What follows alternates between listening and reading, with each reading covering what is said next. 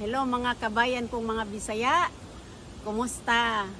Ani aba kamo sa abroad na narbaho pero kulang gihapon ang inyong sildo?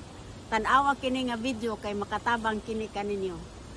Dugay ko nagtrabaho sa accounting unya ang akong bana naa sa manufacturing company. Bisan og combined income na gyud mino, dili pa gyud kasigo tungod lang kay daghan kaayo og bayronon diri sa Toronto, sa abroad. Nagsugod kong pangita og online business atong nag 1 year maternity leave ko. Ganahan ko di ari sa Canada kay naay government support pero dili gihapon na tama, dili gihapon igo sa amoa ang mga daily expenses. And then sige po kasakit ang ako ang anak. And then sige po mig absent kung magkasakit siya. So at that time na remember na ko nga mao man yang nahitabo sa ako ang inahan. So namatay siya nga wala mi nakasupport sa iyaha, sa iyang kiliran kay busy pud mi sa among mga trabaho. So, usa ko ka medical lab scientist by profession for over 20 years now and I really love my job.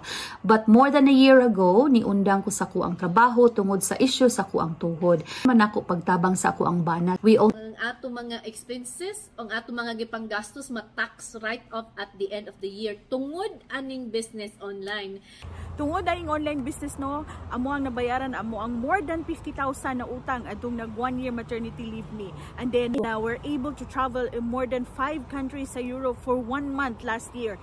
And recently gikan mi nag Disney World, it's a dream destination sa among pamilya, and then nakapag-cruise pud mi for free.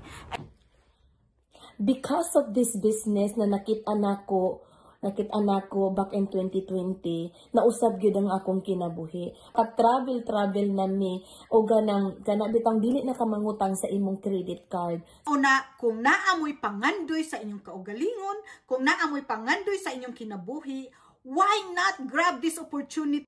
So kung ikaw, sama na ko, nagsuporta ka sa imong pamilya sa Pilipinas, and then at the same time, nakay gustong buhatan sa imong kinabuhi nga, dili na lang ka pirmi magtrabaho overtime, di ba?